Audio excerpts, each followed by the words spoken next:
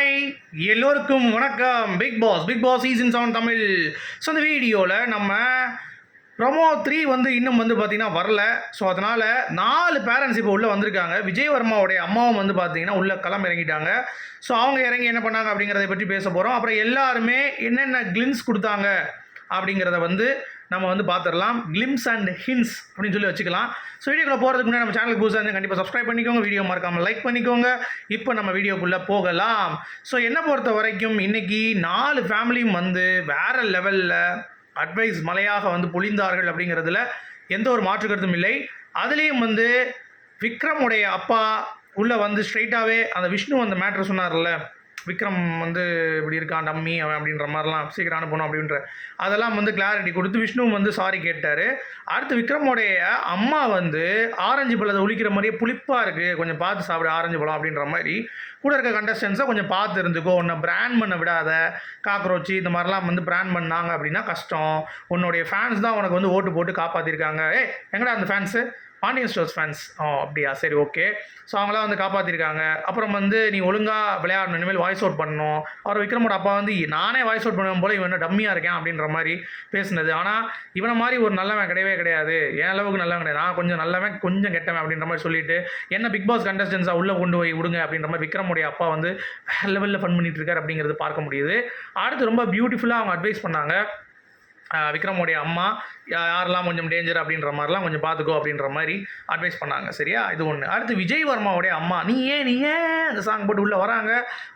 அவங்க சில்லுங்க, ஒன்றுமே கிடையாது, யாரை பற்றியும் பேசலாம், அவங்க பையனை பற்றியும் பாசிட்டிவ் நெகட்டிவ் எதுவுமே பேசல, எல்லாருமே சூப்பருங்க வேறு லெவல் அப்படின்னு சொல்லி எல்லாருடைய அந்த குவாலிட்டிஸையும் பார்த்தீங்கன்னா புஷ் பண்ணி கொண்டு போனாங்க அப்படிங்கிறது பார்க்க முடிஞ்சு. அது எனக்கு ரொம்ப ரொம்ப பிடிச்சிருந்துச்சி.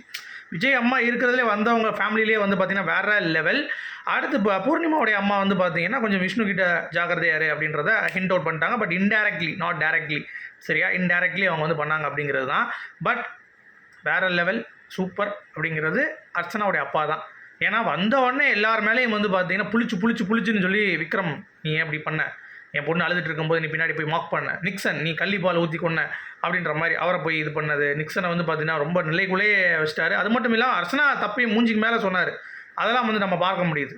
சரி, இப்போ விக்ரமோடைய அப்பா எப்படி நீ பேச மாட்டேன்னாரோ, நீ அர்ச்சனா நீ வாயை மூடிட்டு கொஞ்ச நேரம் இது, எல்லா இடத்துலையும் நீ கருத்து வைக்கணும் அவசியம் கிடையாது, நீ கொஞ்சம் ஸ்டாண்டாக ஆடு, ஸ்டேபிளாக ஆடு, எல்லா இடத்துலையும் அழுகணுங்கிறது கிடையாது, எங்கெங்கே நீ அழுத, எங்கெங்கே நீ என்னென்ன பண்ணியிருக்க அப்படின்றது மொத்தத்தையும் டீகோட் பண்ணி உன்னுடைய ப்ளஸ் என்ன உன்னுடைய மைனஸ் என்ன ஃபுல் அண்ட் ஃபுல் கேம் பற்றி தான் பார்த்தீங்கன்னா அர்ச்சனாவுடைய அப்பாவும் அம்மாவும் பேசுனது பார்க்க முடியுது.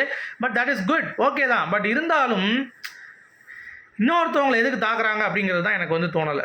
அதுதான் கொஞ்சம் நேருடலாக இருக்குது. ஏன்னா அவங்களும் ஒரு ஃபீலிங்ஸ் இருக்கும்ல. ஸோ அவங்க தாக்குறது அப்படிங்கிறதெல்லாம் பார்த்தீங்கன்னா கஷ்டமாக இருந்தது. இப்போ இதே விக்ரம் பேரண்ட்ஸ் கேட்கலாம்ல, ஏன் உன் பொண்ணை பலியாடுன்னு சொன்னாங்க என் பையன் அப்படின்ற மாதிரி கேட்டால் என்ன ஆகுறது, எங்கே போய் மூஞ்சி வச்சுப்பாங்க. ஸோ அதுக்கு தான் இவங்க பிக் பாஸ் உள்ளே அனுப்புகிறாங்களான்னு தெரியல. 2 பேரும் சண்டை போடுவாங்க, ஜாலியாக நம்ம கண்டென்ட் எடுக்கலாம் அப்படின்ற மாதிரி யோசிச்சாங்கன்னு தெரியல. ஆனால் உள்ளே இருக்க ஃபேமிலிஸ் எல்லாருமே ரொம்ப தங்கமாக தான் இருக்காங்க, அதை பற்றி எந்த பிரச்சனை இல்லை. பட் அர்ச்சனா அப்பா ரொம்ப ஸ்ட்ரிக்ட்டுங்க, வேறு லெவல் பண்ணுறாரு. அர்ச்சனாலாம் கிழிச்சிருவார் போல் ஏதாவது தப்பு பண்ணா அப்படின்ற மாதிரி தான் இருந்துச்சு. ஸோ அது ஒரு பக்கம்.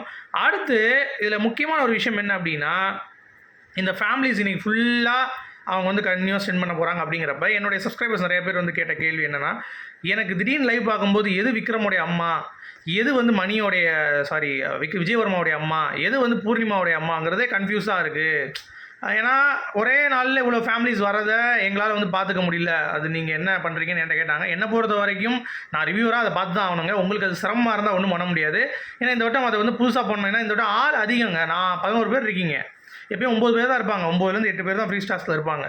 ஸோ 11 பேர் இருக்கீங்க அப்படிங்கிறப்ப 4 நாளாக ஜோலியை முடிங்க அப்படின்ற மாதிரி அனுப்பிச்சி விட்ருக்காங்க போல. இன்றைக்கி 4 பேருங்க, நாளைக்கு ஒரு 4 பேர்னு வைங்க, 3 பேர்னு வைங்க, 4 3 7 3 திருப்பி ஒரு 2ஆக இருக்கும், இல்லை 4ஆக இருக்கும். இந்த மாதிரி மொத்தமாக முடிச்சுருவாங்கன்னு நினைக்கிறேன். Thursday முடிஞ்சுன்னு நினைக்கிறேன்.